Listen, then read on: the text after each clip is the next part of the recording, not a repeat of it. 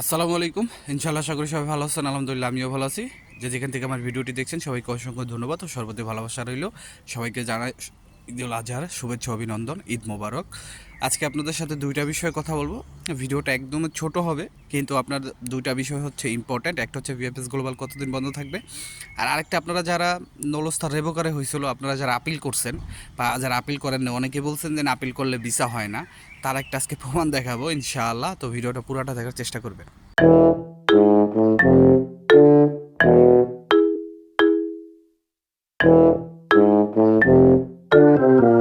তো সব কিছুর জন্য আলহামদুলিল্লাহ। প্রথমে আমি যে বিষয়টার কথা বলতে চাই সেটা হচ্ছে, আপনার স্ক্রিনে দেখতে পাচ্ছেন একটা ভাইয়ের কমেন্টস। উনি আমার ইউটিউব চ্যানেলে কমেন্টস করছে। এখানে উনি বলা হয়েছে ওনারই এক পরিচিত লোক এরকম রেভোকারে হয়েছিল, পর আপিল করছিল। আপনি আপিল সর্বক্ষেত্রে করতে পারবেন। সেটা হচ্ছে আপনার যদি ফাইলটা রিজেক্ট করা হয় সেক্ষেত্রে করতে পারবেন, রেভোকারে করা হয় সেক্ষেত্রে করতে পারবেন। যদি আপনার নলস্তা এমন হয় যে ভিএফএস গ্লোবাল বা ইতালি এম্বাসি থেকে বলা হয়েছে যে আপনার নলস্তাটা ফেক, সেই ক্ষেত্রেও কিন্তু আপনি কোর্টে আপিল করতে পারবেন। এবং সে আপিলের সময় থাকে আপনার যেদিন থেকে আপনার ফাইলটা আপনাকে দেওয়া হয় তারপরের থেকে 60 দিনের ভিতরে আপনার আপিল করতে হয়। এবং এই আপিলের রেজাল্ট এটা একটা দীর্ঘমেয়াদী প্রসেসিং। তবে আমি যতটুকু জানি এটা 120 দিন সময় লাগে। সেক্ষেত্রে 4 মাস সময় লাগবেই, ঠিক আছে?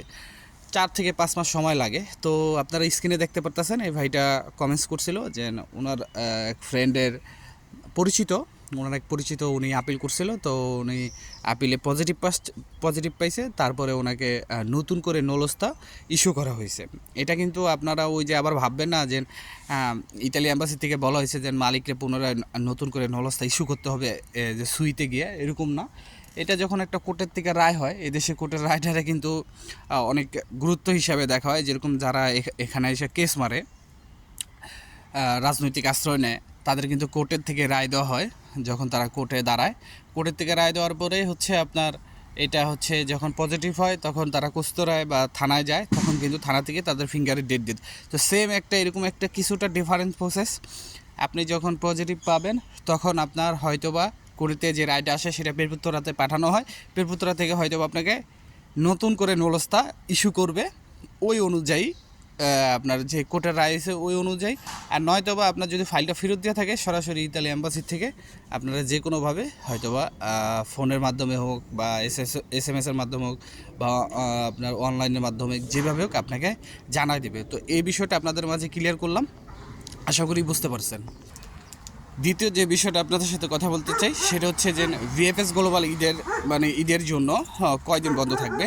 তো যদিও আপনারা হয়তো বা এই বিষয়ে অবগত আছেন, তারপরেও আমি আপনাদের বলে রাখি যে আগামী 7, 8, 9 এই 3 দিন ভিএফএস গ্লোবাল বন্ধ থাকবে। ভিএফএস গ্লোবালের কার্যক্রম বন্ধ থাকবে এই 3 দিন, এর বেশি আর ভিএফএস গ্লোবালের কার্যক্রম বন্ধ থাকবে না। আর আরেকটা বিষয় হচ্ছে, আপনারা জানতে চান যে ইটালিতে কি বন্ধ কিনা। না, ইটালিতে বন্ধ না, ইটালিতে কাজ চলমান আছে, তবে আপনাদেরকে ওয়েট করতে হবে। তো আমি মনে করি যে হয়তোবা সামনে যে একটা ছুটির সময় আছে ইটালিতে, সেই সময় হয়তোবা একটু কার্যক্রম একটু কম হতে পারে।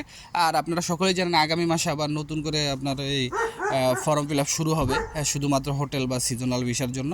তো এই জন্য আমাদের সামনের দিনগুলি কি হবে সেটা আমাদের দেখতে হবে। তো আজকের মতো এখানে সবাই ভালো থাকবেন, সুস্থ থাকবেন, সকলের জন্য দোয়া রইল, সবাই আমার জন্য দোয়া করবেন। ঈদ মোবারক, আসসালামু আলাইকুম, আল্লাহ হাফেজ।